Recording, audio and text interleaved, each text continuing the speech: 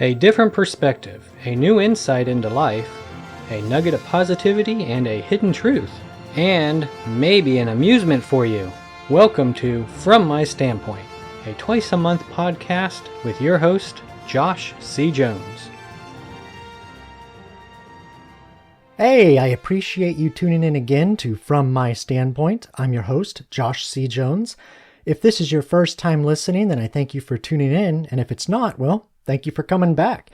And don't forget that if you prefer to read, I suggest you check out the blog at FromTheirStandpoint.com. That's from THEIR standpoint.com, where I will sometimes add links and some extra information that may not be in the podcast. Am I worth it? Am I worthy? Do I deserve anything? What did I do that made any difference, that helped, or that I could be proud of? Who am I? Unworthy. I am unworthy of your praise. I am unworthy of your thanks. I am unworthy of your gifts. I am unworthy of your admiration. I did not do anything. I was not in the field. I was not overseas. I was not in combat. I was here. And so, I did not do anything worthwhile. I must refuse your generosity based on this belief.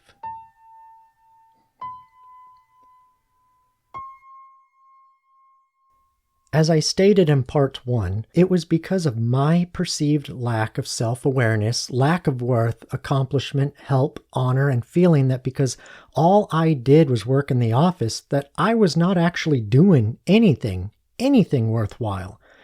And because of this, I began convincing myself that I was unworthy, that I was useless, that I did not deserve any thanks or gratitude or generosity, that it was the others in uniform who went out in the field, who saw action, that deserved it all, not me. This is a false sense of self-worth. You've said this before, Random Voice of Reason, and I think we can all agree that you are correct again. Am I correct? Yes, you are, Random Voice of Questions. Anyway, I remember a time where my father felt something similar. No, he was not a police officer, though he was an MP, which is military police. At least for a short period he was. My father served in the United States Air Force during Vietnam. He was proud to serve. He was proud of his country, the United States of America. He was always a defender of our military heroes and our country, our Constitution, and our flag, as I do believe are all service members. And even though he is now in heaven, I still honor him and those who served and sacrificed so that we might have the freedom, the life, liberty, and pursuit of happiness that we are guaranteed by our Creator, by God, and by our Constitution. I do this. I honor and respect all our veterans and this country that I love. And I honor my dad by standing and saluting our flag. And I always will. I will never apologize for it. Because for me, anything less would be a dishonor and disservice to our military, to the country that I love, and more importantly, it would be a dishonor and disservice to my dad, whom I love and respect. I would never dishonor our military heroes, our veterans. I would never dishonor my dad by turning that historic and honored symbol into anything other than what it has always stood for: liberty, life, honor, service, respect, love, and freedom. To me, that dishonor would be no different than spitting on their graves, than spitting on my dad's grave. Well, I remember having a conversation with him one day where he brought this up, that is the feeling of unworthy, that he doesn't deserve any gratitude or thanks or honor or praise for his service and sacrifice.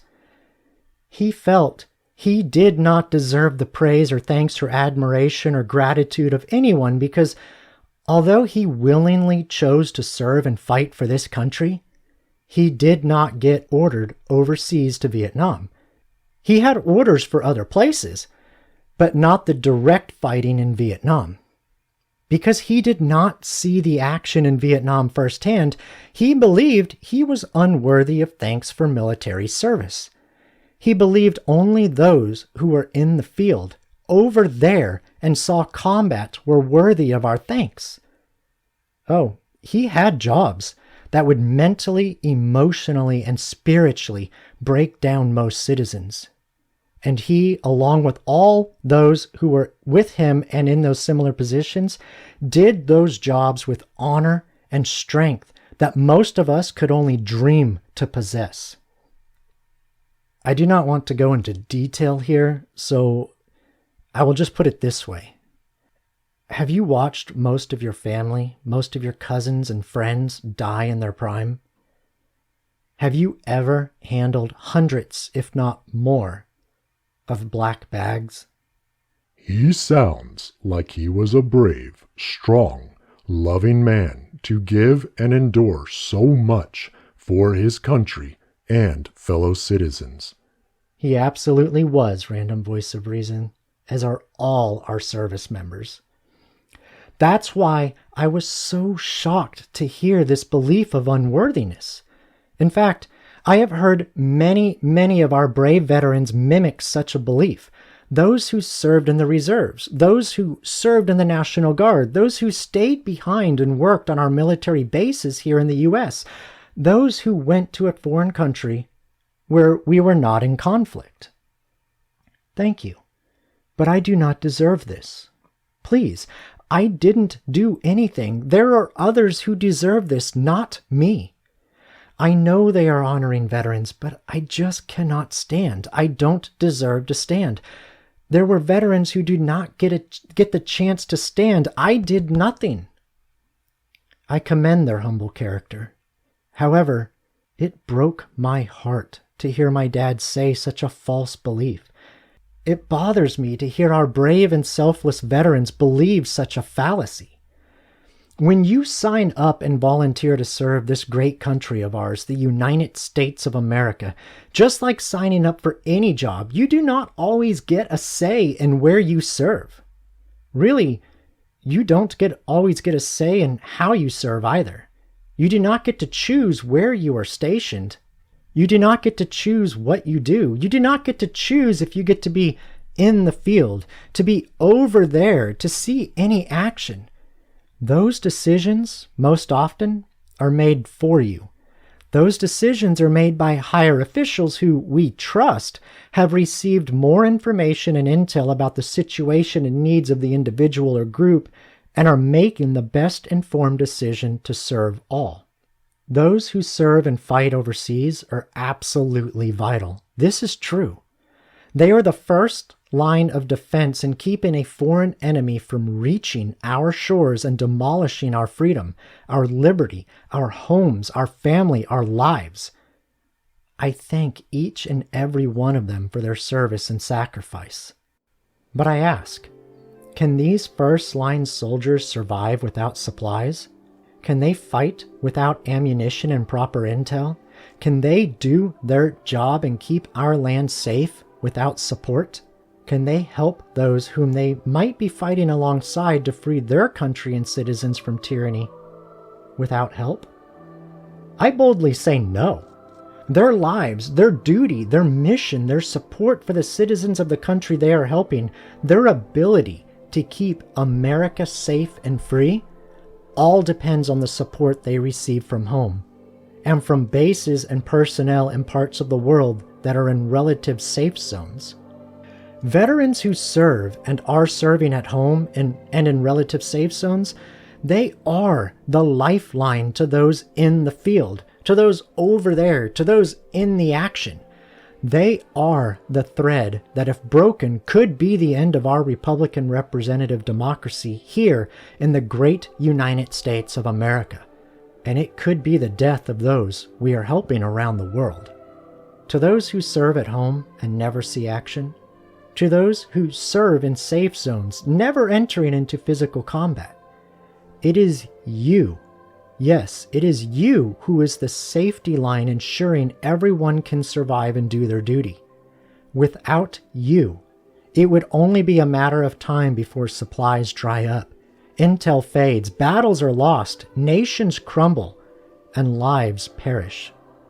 You, every veteran who has served or is serving in the action, over there, in the field, at home, in relative safe zones, every one of you who put on the uniform and are willing to put your life on the line to serve and protect this great nation and your fellow citizens, every one of you are valuable. Every one of you are worthy of our admiration. Every one of you are worthy of our thanks and gratitude.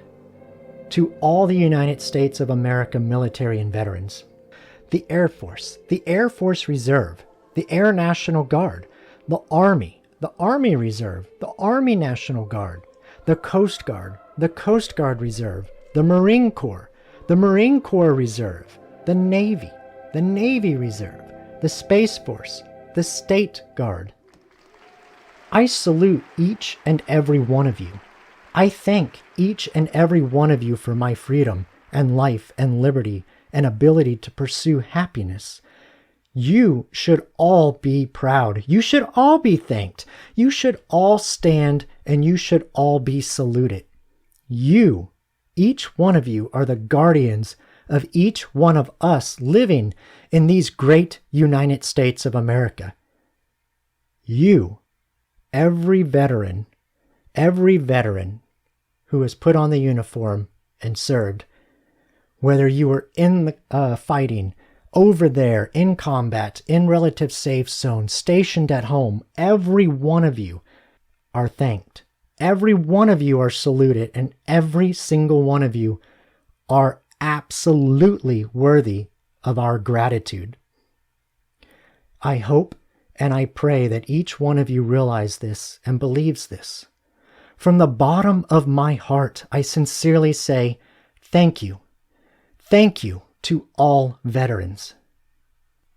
And in honor of my dad and grandfather and all the servicemen and women, I salute you. And I salute the flag, and I proudly stand and say, I pledge allegiance to the flag of the United States of America and to the republic for which it stands, one nation, under God, indivisible, with liberty and justice for all. Don't forget to check out other great shows at www.fromtheirstandpoint.com. And if you have even slightly liked what you've heard in these podcasts, please rate, review, and share. If you have not yet subscribed, then I encourage you to subscribe to From My Standpoint to ensure you receive a reminder when new episodes are released. You can follow me on Facebook at FM Standpoint, on Instagram at From My Standpoint, or visit the website www.fromtheirstandpoint.com. That's from THEIR standpoint.com, and click on my show, From My Standpoint. And now, what you've all been waiting for. It's the wisdom of Dad Joke.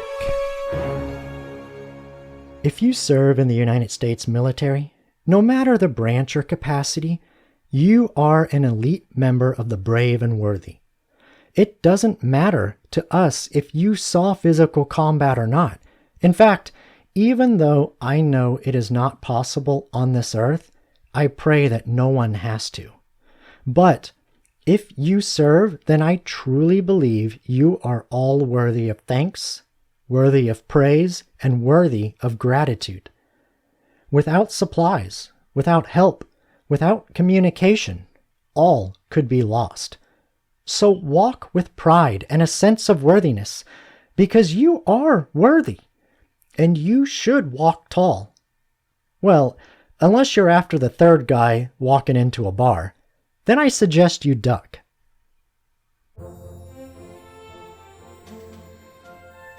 This has been From My Standpoint, a podcast to find a nugget of positivity and a hidden truth, encouraging and enlightening insight, entertaining a new perspective, and providing an amusement for you. We hope you were entertained, encouraged, enlightened, and enjoyed the show.